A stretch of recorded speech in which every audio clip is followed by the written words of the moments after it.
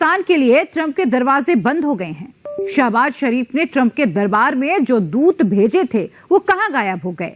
Trump के पैर पकड़ने के लिए अमेरिका पहुंचे बिलावल भुट्टो और पाकिस्तानी गृह मंत्री कहां और किस हाल में मिले। और ये लीजिए आपके सामने Mi-17-1V हेलीकॉप्टर, और आप देख सकते हैं कि इस समय तीनों सेनाओं के ध्वज और भारतीय ध्वज के साथ ये हेलीकॉप्टर जमीन से लगभग 150 फीट की ऊंचाई पर पूरे देश को सलामी देते हुए।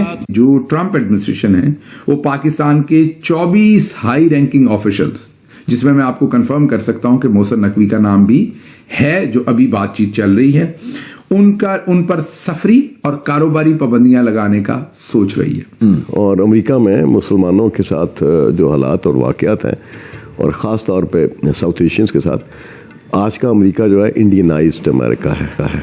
इंडियनाइज्ड? जी। इजराइलाइज्ड नहीं है, इंडियनाइज्ड है। और ना सिर्फ अमेरिका में लगवाई जाए बल्कि पूरे यूरोप में लगवाई जाए। अब इस मामले से अगर बचना है तो मोहसिन नकवी साहब आकर बताएंगे कि वो बचना कैसे। मंसूबा बना हुआ है, लिस्ट तैयार है, अब उस पे किस अंदाज में अमल दरामद होता है ये हमें नहीं मालूम। मंत्री साहब ने खुद ये तस्वीरें सोशल मीडिया पर डाल दी तो लोग पूछने लगे कि ये शख्स 20 जनवरी को पाकिस्तान से अमेरिका क्या इसलिए आया था कि ब्रिटेन की पूर्व पीएम से मिलना था। ये एक ट्राइका है, इंडिया, इजराइल एंड अमेरिका, और ये एक ट्राइका है और बरसों से इस पे काम हो रहा है। हम लाते हैं टॉक शोज और अनलिमिटेड एंटरटेनमेंट सिर्फ YouTube पर। अगर आपने अभी तक हमारा चैनल सब्सक्राइब नहीं किया तो अभी सब्सक्राइब करें और बेल आइकॉन को क्लिक करके हमारी लेटेस्ट वीडियोस के बारे में अपडेट जानें। पाकिस्तान को करीब $7 अरब का कर्ज IMF से लेना है। IMF की डिप्टी चीफ भारतीय मूल की गीता गोपीनाथ है।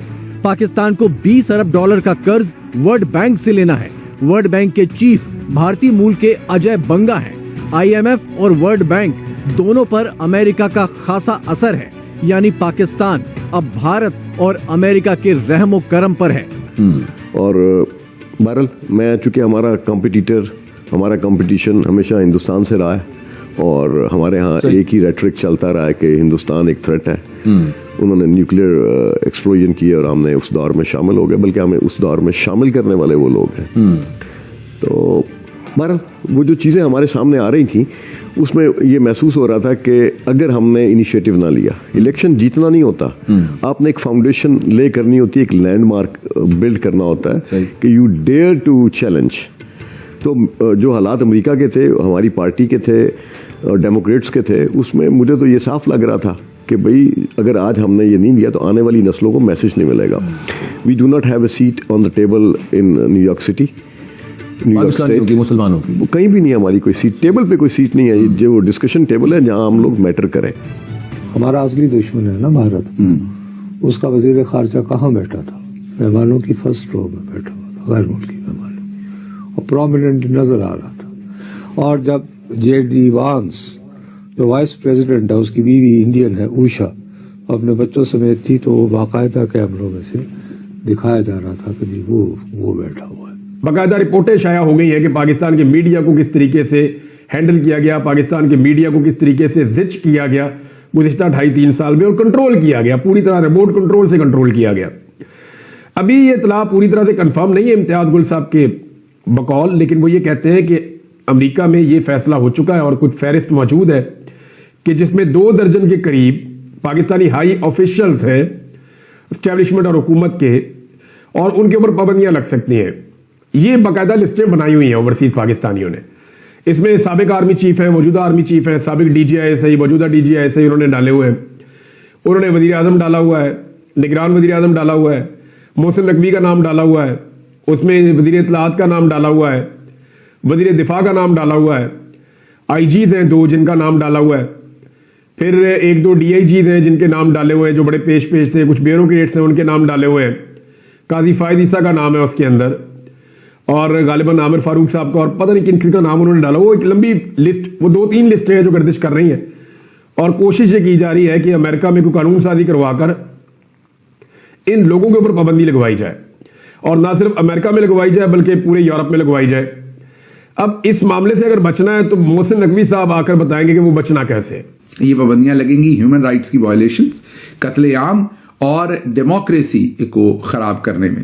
اور یہ پابندیاں ظاہر ہے اب حتمی فیصلہ تو یہ جو ایڈمنسٹریشنز ہوتی ہیں یہ ضروری نہیں کہ اس فیصلے پر پہنچ بھی پائیں, کیونکہ کئی دفعہ یہ آرم ٹویسٹ کرنے کے لیے اور اپنے مطالبات منوانے کے لیے ایسی چیزیں سامنے لائی جاتی ہیں. واشنگٹن ڈی سی کے اندر لوگ ہیں جو ان معاملات کو دیکھتے ہیں, وہ یہ کہہ رہے ہیں کہ ایسے کسی ڈرافٹ کے اوپر سوچا جا رہا ہے. اب وہ ڈرافٹ جو ہے وہ لایا جاتا ہے یا صرف آرم ٹویسٹنگ کے لیے استعمال ہوتا ہے, اور یہ ڈراوا دے کر ان سے اپنے کوئی مقاصد حاصل کیے جاتے ہیں. اب مقاصد آپ سوچیں گے کیا ہیں؟ کل ہی آپ نے صدر ٹرمپ کا واضح بیان سعودی عرب پر سنا, حالانکہ سارے لوگ یہ سمجھ رہے تھے کہ صدر ٹرمپ کے اور ان کے داماد کے, ان کی بیٹی کے بہت زیادہ کاروباری ریلیشن شپس ہیں پرنس محمد بن سلمان کے ساتھ, بلکہ پاکستان میں تو یہ ٹاؤٹ صحافی آپ کو بار بار بتا رہے تھے کہ آرمی چیف جو گئے تھے اور شریف خاندان کی بھی بات جو ہے وہ سعودی عرب کے تھرو صدر ٹرمپ کے ساتھ ہو گئی ہے. اب پتہ چلا کہ سعودی عرب کی تو ابھی تک خود بات نہیں ہوئی, جب سعودی عرب نے خود پہلی دفعہ بات کی ہے اور $600 ارب آفر کیا ہے تو صدر ٹرمپ اس پر خوش نہیں ہے. وہ کہتے ہیں $1 ٹریلین اور ساتھ کہتے ہیں کہ تیل کی قیمتیں کم کرو, اور ساتھ چلتے چلتے انہوں نے سعودی عرب کو ذمہ دار بنا دیا ہے یوکرین اور جو روس کے درمیان جنگ میں قتل عام ہوا, انہوں نے اس قتل کا جو وہاں پر جانے گئی ہیں اس کا بھی ذمہ دار انہوں نے انڈائریکٹلی یا ڈائریکٹلی, بلکہ ڈائریکٹلی کہہ دیا انہوں نے, سعودی عرب کو کہہ دیا ہے. باقی ہم ٹکڑوں میں بٹے ہوئے. اگر صاحب جو اب میٹر کرتا ہے انڈر ڈونلڈ ٹرمپ, ہم نے ایگزیکٹو آرڈرز ایک بہت لانگ لسٹ ہے اور وہ بڑے انکنونشنل بھی ہیں, بڑے بولڈ بھی ہیں, بہت اگریسو بھی ہیں. جی اس کی روشنی میں اینڈ جو خاص طور پہ اپوائنٹمنٹس کی ہیں ڈونلڈ ٹرمپ صاحب نے, آج مطلب سیکرٹری آف ڈیفنس جن شخصیت کو انہوں نے وہ Hegseth, Pete Hegseth, he is a hard liner, he is a hawkish leader. ان سب کے تناظر میں اور most of them, secretary state کی بات کر لیں آپ, سیکرٹری ڈیفنس کی بات کر لیں آپ, جو اسپوکس پرسن ہیں ان کی بات کر لیں, they are quite anti Pakistan اپنے بیانات میں. ٹرمپ کی صدارت میں پاکستان اور امریکہ کے تعلقات ان نیئر فیوچر آپ کیسے دیکھ رہے ہیں؟ How well equipped are we? میں تو آلویز میں یہ ایک جملہ بولتا ہوں کہ ہماری فارن پالیسی کا کولیٹرل ڈیمیج ہو چکا ہے پچھلے 40 برسوں میں. سنس 9/11 خاص طور پہ تو بہت تیزی سے ڈکلائن ہوا, لیکن جو ایرا تھا جنرل ضیاء کا, اس میں ہم نے فارن پالیسی پہ توجہ نہیں دی, اور کسی حد تک وہ چل رہی تھی فارن پالیسی, ایک سمت تھی اس کی اور وہ سمت رہی.